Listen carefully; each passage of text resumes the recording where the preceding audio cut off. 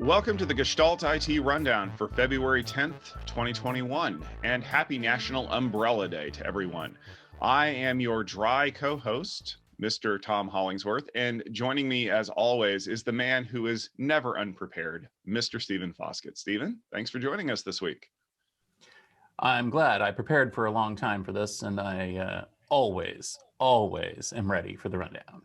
But are you always ready for the rundown? No, just two alwayses, not one. Okay. Well, we've got a great lineup of news stories this week. Some interesting things going on. We're going to jump right into the stories that popped out to us, starting with Intel. We've been talking about Intel a lot over the last few weeks, but this story is not about the leadership at the top. Instead, it's about some issues that they're having with a former employee. They have alleged in court this week that before Dr. Varun Gupta left the company back in January of 2020, he plugged in a removable USB stick and copied about 3,900 files to it.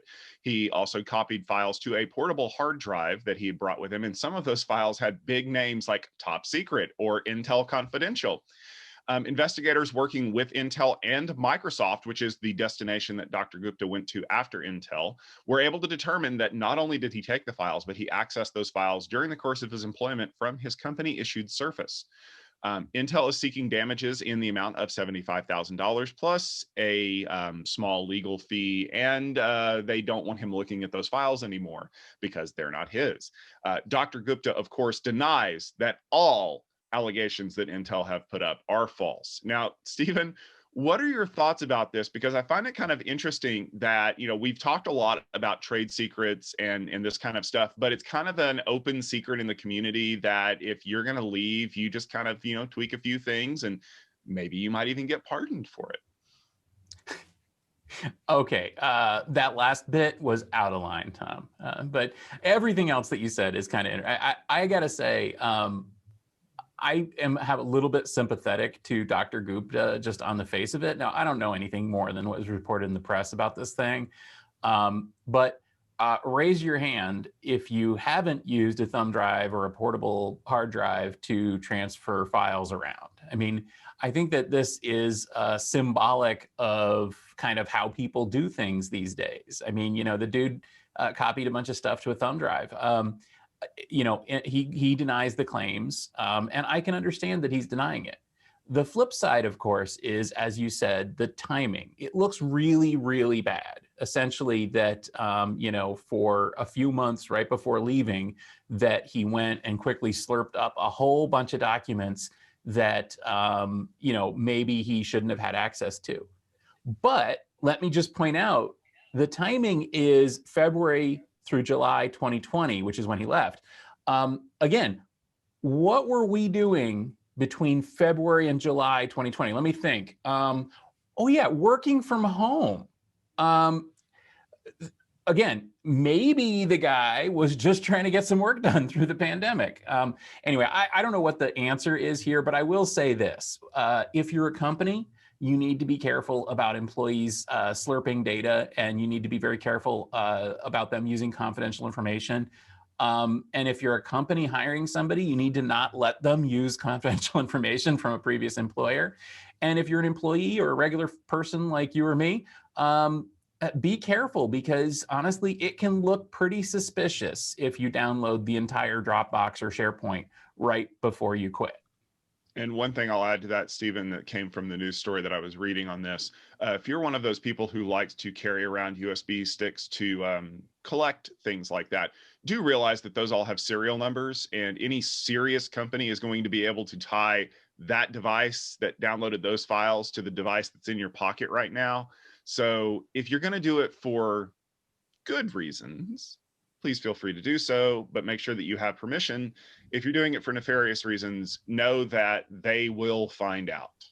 Yep, absolutely. Especially Microsoft. I mean, obviously they have instrumentation for this stuff, and they could find exactly how many times he plugged that thing in. So, Tom, another story, quick story here. SentinelOne, which is a top cybersecurity platform, announced yesterday that they're acquiring Scalar, a cloud data analytics company. The deal is worth about $150 million and would see high-speed logging from Scalar integrated into Sentinel-1. This helps data analysis for threats and so on, maybe even like threats that we were just talking about. Will this deal help Sentinel-1 jump into the XDR space as they're proposing, or is this more engine about the future of analytics? So I thought this was an interesting story because if you look at Sentinel-1's website, this is all about them jumping into the XDR platform, which is extensible data response. I forget. Basically, an analyst firm coined this term to become the all-encompassing whatever for security. And no one really knows what it means right now. But I promise you, even though they don't know what it means, they're going to tell you that they're going to sell it to you. But reality is, I don't know that this is going to get them there, because when you break down what Scalar does, they are essentially a high-speed log streaming service, which is great because there's a lot of companies out there that are trying to get into that market. Logic Monitor is one that I looked at recently that did that. In fact, if you head over to gestaltit.com, you can see my thoughts on Logic Monitor's logging service. But logs in and of themselves are pretty much useless unless you can feed them into a system that can use some machine learning and AI to kind of surface threats that you're really interested in. And that's kind of what Sentinel-1 does really well. So essentially what they did is they bought a company that can feed them more so that they can start doing a better job of all of this threat analysis and stuff like that, which honestly is good for the company. I mean, they closed a Series A back in 2017. That was about $20 million. There's about 45 employees. They're all going to become Sentinel-1 employees by the end of the quarter. So I'm happy for them. I just don't think that this is the last little nudge that's going to get them into the full-fledged XDR utopia of everybody else that's trying to sell a solution like that. I'm waiting to see what else they're going to do to augment that, because quite honestly, all the other companies that I'm talking to that are doing XDR related things, they have software platforms, they have hardware controls, they have a bunch of other stuff in their toolkit. They're not just essentially a SIEM on steroids. I think that it is, you know, I don't want to talk about the technology so much as just the messaging, that basically companies acquiring other companies and using other companies as basically outsourced R&D is obviously continuing. Acquisitions are continuing.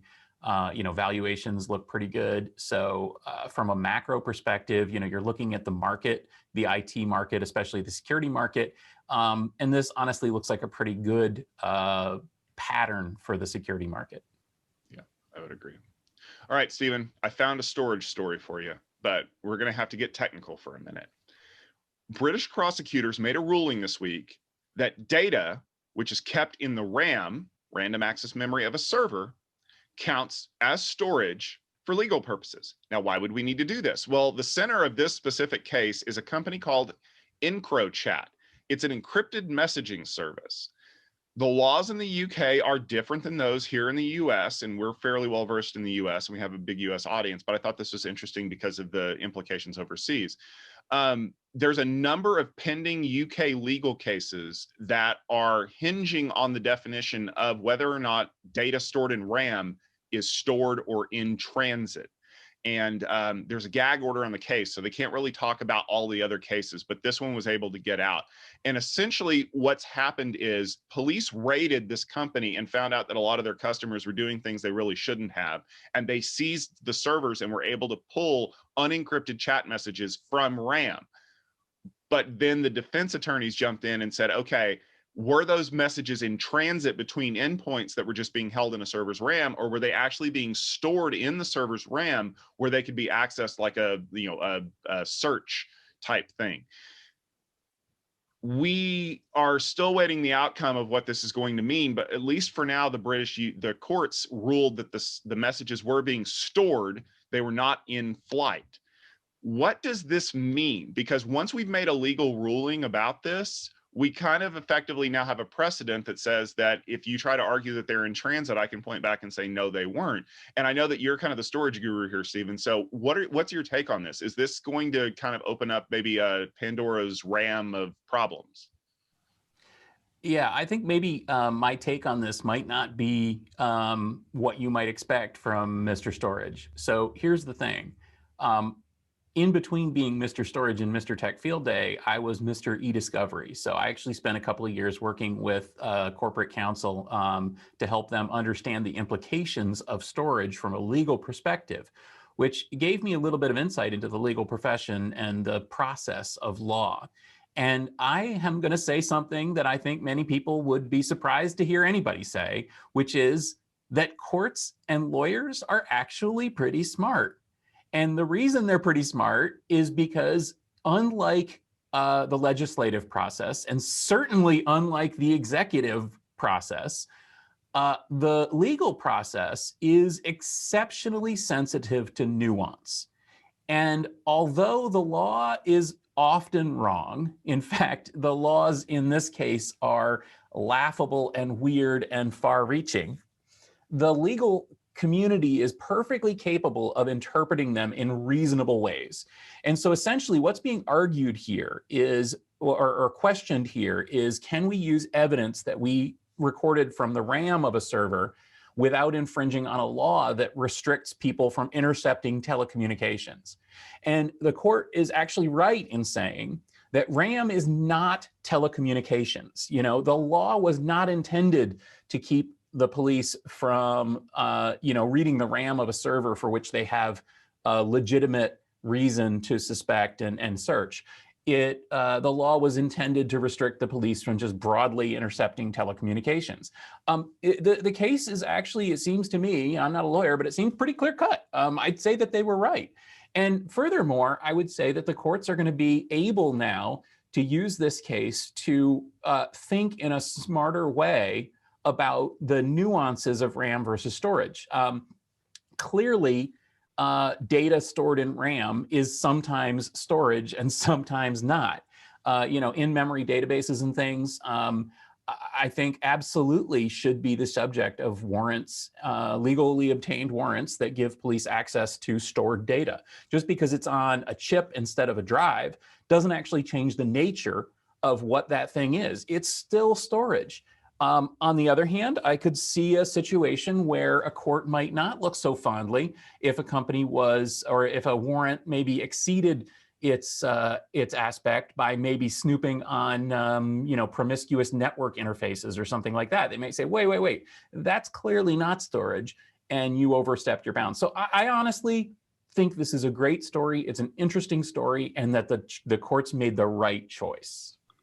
Yeah, I'm kind of with you here, trying to argue the legal definition of whether RAM is a temporary transmission method or if it's an actual storage system is essentially trying to hang your hat on a very spurious argument. And I'm with you. If the data is in RAM, volatile or not, it is being stored. And a lot of other things like, Hadoop is a good example. Those servers have gigs, if not terabytes of RAM, and they effectively store the data in RAM for high-speed access. Or then you get into the what about something like 3D Crosspoint, which is effectively in a RAM slot, but it is persistent memory storage. You're going to have to slice that pie pretty thin to make your argument. And like you said, we're trying to use ancient laws or even antique laws and apply them to new technology. And yes, lawyers and judges may not necessarily know how to operate their BlackBerry, but they're not dumb people because they all graduated from law school and passed the bar exam. So I think what you're going to see is that as more judges and more lawyers are more technically savvy and are able to discern the differences between these two things, case law is going to be updated rapidly to take this into account, which of course could very well drive a lot of innovation around things like, just say, Intel's SGX platform, which allows for in-memory encryption, not necessarily to solve this particular problem, but I could see how this could be applied for people that want to avoid the issues that are going on. Absolutely. So, I think they got this right. So let's move on. Another legal story. The DOJ, the U.S. Department of Justice, announced this week that it's dropping a lawsuit against a California law aimed at protecting net neutrality. The law was passed in 2018 as a direct response to the repeal of net neutrality by the FCC in 2017. The DOJ filed a lawsuit claiming that the FCC order superseded the state law, which sought to prevent providers from throttling service or introducing paid fast lanes to certain traffic types. The lawsuit isn't the only one preventing the law from going into effect, but this is a sign that the current political climate supports a change to the FCC rules of the past 4 years. Tom, we've been talking about Ajit Pai and the FCC for as long as we've been doing the rundown. We've been talking about net neutrality, and we've been talking about how the law affects this. What do you think about this? What does this signal about the future of the open internet? So I'm just going to put out a disclaimer. I'm a proponent of net neutrality. I believe that this idea of paid fast lanes is stupid, and that's a technical term. But I think where we're getting into slicing some pretty thin hairs here as well is, does this law of a state, can it effectively be superseded by a federal law? And that was kind of at the point of this, because the FCC said that we are going to remove these protections, and a state, a sovereign part of the US, said, you know what? We like those, and we're going to implement them, at least for people that do business in our state. And the FCC came in and said, no, you can't, because Commerce Clause, blah, blah, blah. And then they tied this up in court. Well, as is usually the case in the US, with a change of administration, some things get added to the docket, some things get taken away from the docket. And like we said, this isn't the only thing that's actually hanging this lawsuit up. As a matter of fact, at the end of the month, some of those remaining claimants are going to have a meeting about it. But I think it's ultimately a signal from not only the president of the US, but also from the people that he will have appointed to the FCC, either as chairwoman, Jessica Rosenworcel, or anyone who's going to be up there, that effectively what's going on is we're going to start undoing the decisions that lead to non-net neutrality. Yeah, I think that this is a positive sign overall, Tom, that net neutrality is back in vogue and is, net neutrality is in the house once again. So hopefully we will see this happening increasingly from now on. Yeah, I would agree. And, fingers crossed. All right, Stephen, one more story here. VMware has released Cloud Foundation 4.2, which has data persistence for S3 compatible object storage, thanks to two of their partners, Cloudian and MinIO. With S3 effectively becoming the de facto protocol for cloud object storage, these companies add a really powerful capability to the VMware cloud offerings. Is this a prelude to acquisition by VMware now that we've seen some changes at the helm? Or is this just going to be another partnership that enables VMware to kind of play in some different markets? I look at this a lot more as a partnership than an acquisition. I know that everybody is always excited when VMware might buy a company. And frankly, Cloudian and MinIO are great companies with great products, and they're doing great stuff. So I wouldn't be surprised if VMware did acquire them, but I don't think that's what this is. I think what this is VMware admitting that they need an S3 compatible object store for containers, and they need one that works natively. And I also think that this is VMware doing it right. In other words, they're not just grabbing the open source repo for MinIO and compiling it into their software. Instead, they're partnering with the company. They're working closely with the company. I should point out that we recently talked to MinIO at Field Day, and if you want to learn more about that solution, just go to techfieldday.com. You'll see the video probably right there on the front page. Otherwise, you can just click on the MinIO name and you can learn a lot more about how this product works. But essentially, MinIO makes one of the best scalable S3 compatible object stores in the business, and their software powers basically everybody or almost everybody who's using or who's touting an on-premises S3 compatible object store. I, again, will not throw stones on this podcast, but I will say that I know for a fact that a VMware competitor that makes a scalable cloud solution that offers S3 compatible storage is not playing nice with MinIO, and in fact did just grab the open source code and compile it into their product and claim it as their own. And when they were called on it, they had a partner grab the open source software and compile it and claim it as their own. In other words, not everyone's doing this as coolly as VMware is. VMware deserves kudos for finding some of the best products in the space and integrating them with the right partner mentality. And I say, good day, sir. Yeah, I appreciate large companies that effectively could have just bought their way into this, partnering with the expertise and going through the motions of showing that they want to do it the right way, as opposed to, I don't know, we'll call it the river approach of just forking the project and then taking all of the bits and selling it out from underneath the company that was doing it. I don't know who would do that. but we'll just give it a name. All right. So those are some of the top stories, but we had a couple that we wanted to take a closer look at. And the first one is, of course, Starlink, because who doesn't want to talk about awesome networking that happens to be in outer space? Now, the next round of pre-orders for Starlink just opened up. All you need to do is put down a $99 deposit and then wait for the service to be available in your area. Now, that's not all you're going to need, however, because we've talked about previously on the rundown, you're going to have to fork over about $499 to get the hardware for the uplink, downlink stuff. And then the service itself is going to cost you about $99 a month. However, you're still going to get about 30 to 60 megabits downstream. The latency is a little bit variable, but hey, you are beaming your internet to a satellite in space. If you live in a rural area, and I've had several of my friends who do live in rural areas of Texas and other places texting me, asking me, should I get Starlink? And my answer is, if it's available, yeah, you absolutely should, because it's better than trying to get the cable company to run a line out there. The latest rounds of services, though, they're going to be rolling out kind of in phases, because Starlink has like a customer target for their devices. And until they can get more in orbit, they have a certain cap that they have to be on. However, I did see a story from last week. They did add more capacity in the polar regions. And the reason why that's important is because they're actually using lasers to transmit the data between satellites, as opposed to doing like the upstream, downstream CLOS thing. Yeah, lasers. And that's actually going to add a lot of capacity, because now in those sparsely populated tundra areas, they don't have to beam the data up and down. They can just kind of pass it over the fabric. And that's kind of what they were aiming for. So essentially, they're saying we have enough satellites in orbit, we can make this happen now. Okay, now, Stephen, we've talked about Starlink in the past, and you kind of have your thoughts around it. Does this rollout change your mind about the way that Starlink is going to be used? Is this going to be something that Elon Musk is going to be leveraging heavily in the future to, kind of be a funding base for some of his other projects? Is this, still just kind of a federal funding cash grab? Or is this really just something that Elon Musk wants to spend Bitcoin on now? A lot of questions in there, Mr. Tom, but I'll try to unpack it a little bit.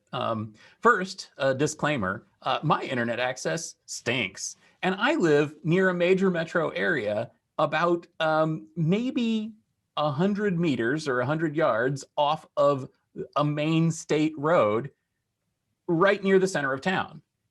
And the best that cable modems and DSL can do is 50 megabits down.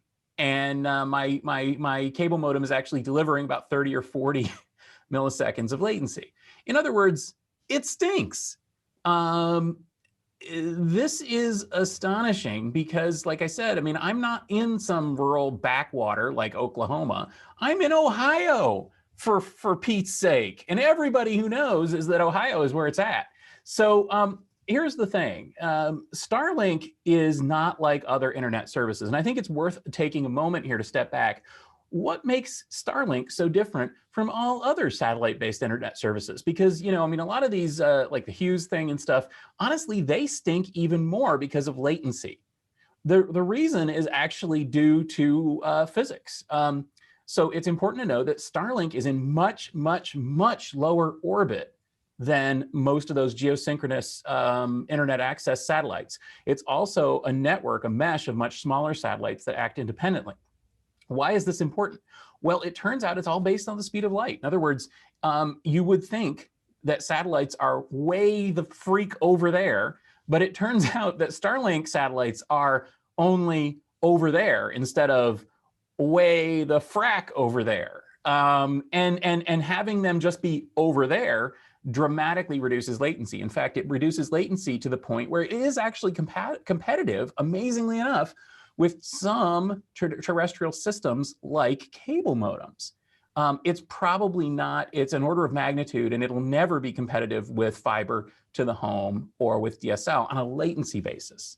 But the thing is also, I mean, it's a mesh of satellites, which means that they can actually team up and get quite a lot of bandwidth and throughput, which means that Starlink can be quite competitive indeed. I'm seeing reports of people who've deployed it seeing more like 150 megabits out of the system of download speed, which is just dramatically better than what's being promised. And I'm not at all surprised. I mean, the system is a pretty good system.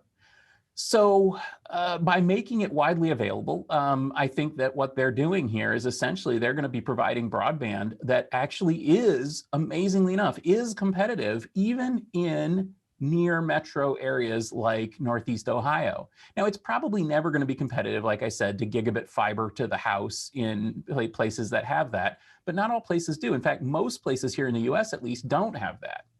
So this is basically a long run up to me saying Starlink is the bee's knees. Essentially, Elon Musk has, I think, hit a home run here that could actually be a bigger home run than Tesla.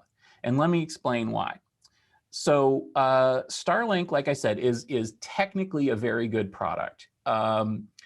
It makes a lot of sense. The way it works looks scalable. The frickin' lasers Tom mentioned earlier actually are also going to be important, not in polar regions. So apparently most of the recent satellites have the lasers built in as well. And what it's going to allow them to do is build a mesh for uplink and downlink. In other words, because right now what happens is you're just bouncing it off of whatever satellite you can see. Once you have that laser mesh in between satellites, essentially you're going to be able to use different downlink stations in order to mitigate overcrowding on local downlink stations. And I should also point out, and this is cool from a nerd perspective, that lasers, free space lasers between the Starlink satellites actually have much better throughput and lower latency than fiber optic communications because yes, laser in a vacuum is faster than laser in a fiber. And that's just nerd cool. So anyway, what we're going to end up with is, frankly, a really nice broadband solution. I've been a little critical of Elon Musk, first for being a total loon, but also for being one of those people that is constantly building businesses that take advantage of government subsidies and government funding. Well, he's got another one here because there is there's so much government money in rural broadband that he can absorb into Starlink. And they're going to, because essentially they're putting together a service that's going to work much, much better. It's going to have a much lower barrier to entry, much lower cost point, and actually, frankly, serve consumers a lot better than trying to run fiber to some farmhouse in Oklahoma. So honestly, it's great. Now, the final question is this in it for the long run? What are they going to do with this? For that, I'm going to point out there's a great guy, Casey Hanmer, who writes blogs about space, and he's super smart guy, and he wrote some great stuff. And I'm just going to basically pretend that I thought of the things that he already thought of. Essentially, think of this: Starlink is the ATM that Elon Musk uses to fund space travel. So essentially, the Falcon 9 was federally funded. It works awesome. It saves the government like $9 of every 10. And not only that, but they just launched, I don't know, was it 60 satellites in one launch the other day? So essentially, they can put these satellites up extremely cheaply. Wait till the Jefferson Starship is able to launch 600 or 6,000 satellites at a go at a cost that's even less than Falcon 9. Essentially, what we're going to do is we're going to have Starlink be SpaceX's cash cow. They're going to use it as the ATM. They're going to pull tons of money from all sorts of people, from the governments of the United States and many, many other countries who are going to try to provide broadband because people need broadband. They're going to pull money from corporations who want, communications for remote devices and, remote locations and stuff like that. They're going to effectively compete with a massive new industry, the, connectivity industry. Take a lot of money out of that, subsidize the activities of developing these, basically space launch systems. And that is what's going to catapult SpaceX way ahead of the 500 other companies that are developing rockets right now. So it's a stepstone approach. It's a smart stepstone approach. And I frankly think it's going to work. Yeah, I would completely agree with you there that this is no longer about trying to find a way to make a commercially viable rocket launch platform. This is about trying to find a way to make your rocket launch platform a business.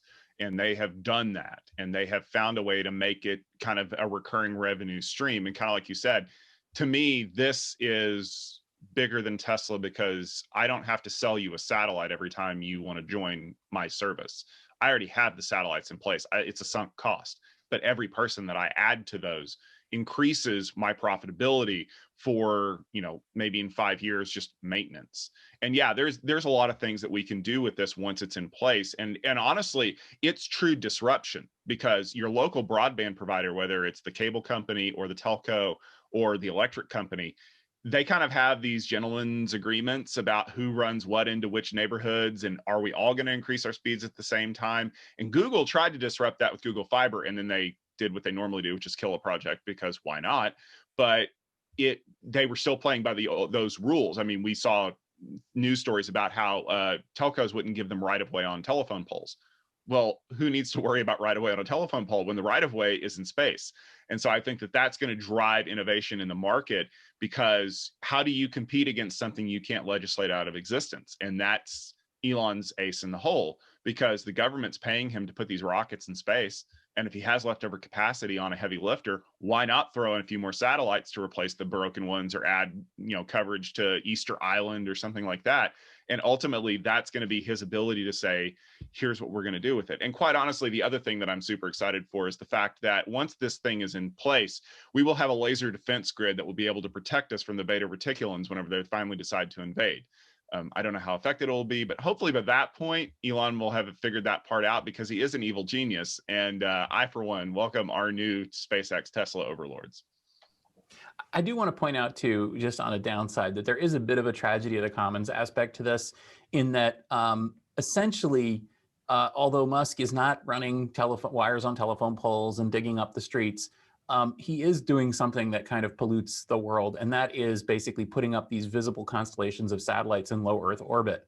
And already we're seeing people complain about the fact that that this is changing the night sky, and it absolutely is changing the night sky. You can see these things with the naked eye, and soon you will see these things with the naked eye, especially at dawn and dusk, when there's a sort of an oblique reflection from the sun, because frankly, they're super visible, and there's going to be a ton of them up there. And so pretty soon, when you go in the evening, when you're the sun is going down, you're going to look up at the sky, and you're going to see a regular network of dots in the sky, and that's the SpaceX satellite. And not only that, but it's going to be all these other companies that are competing with them, because that's the thing, there's a lot of other companies that are competing with them. And that's kind of sucky, but okay, whatever. Anyway, on that note, here's a warning. Maybe if you live in Oldsmar, Florida, you shouldn't drink the water. Or maybe you should, because actually they fixed it. But anyway, this week there was a report that a hacker had infiltrated the water treatment facility in Oldsmar, Florida, and attempted to change the levels of sodium hydroxide that were added to the water to purify it. The levels are normally about 100 parts per million, and they were increased to 11,100 parts per million, right in front of the water treatment plant worker who was looking at the screen at that moment. The worker quickly changed the levels back to normal and reported the breach, and investigations are ongoing. But evidence is pointing that this may not have been such a clever hack after all. It looks like they used a popular remote access program called TeamViewer installed on the machine so that they would be able to access it remotely themselves. So, Tom, are we looking at an entirely new vector of attack, or is this just bad timing and a coincidental access by someone else? So I looked at this story because it broke yesterday morning, and it was enormous. Like, everyone's like, oh, nation states are hacking us. And, this has to be somebody who's super coordinated, because who can get into a SCADA system and be able to do this? No. Hanlon's razor still applies. And for those of you who don't know, Hanlon's razor is never attribute to malice that which can adequately be explained by stupidity. Here's the thing. By the description of what the person said about the mouse just being working on its own and doing these things, that means it's a remote access system, which is why most people believe it's TeamViewer. And if you don't follow Jake Williams, Malware Jake, on Twitter, he actually had a really good analysis of this a couple of hours after it came out. He goes, the kinds of language that we see in these reports that are very non-specific about certain things, but ultra-specific about others, tends to lead to the fact that there was something on the system that shouldn't have been there in the first place, and they're trying to cover it up. And maybe not cover it up, but we don't want to admit that somebody in the office installed TeamViewer on this machine so they don't have to get up out of their desk and go walk over to do this. And here's the other reason why I think that this was not something super sophisticated. we mentioned that normally the amount of sodium hydroxide that you put into the water supply to neutralize toxins and other things is about 100 parts per million. And for those of you who don't know at home, sodium hydroxide is essentially Drano, but little amounts of it, like bleach, are good for sterilization. How much did they increase the levels? Well, if this had been a sophisticated hacker, if I was going to do this, allegedly, I would have increased the amounts to just enough to make people sick but not kill them, or just a little bit over the lethal amount, but still keep it low enough so that it looks normal. What did they do? They clicked in the field and they put the cursor at the front and they went 1-1. And now instead of 100, it's 11,100. To me, that screams amateur. That screams punk kid scanning Shodan and finding out, here's a system that I've never seen before. I'm going to go ahead and connect to it and see what happens. Because quite honestly, folks, if I was going to do this as an attacker, I would have done it at 3 o'clock in the morning when nobody was going to be on the workstation anyway. And then I would have been able to do things, as opposed to doing it at 9:30 in the morning when someone's sitting at the workstation drinking a cup of coffee going, that's weird. The mouse is moving on its own.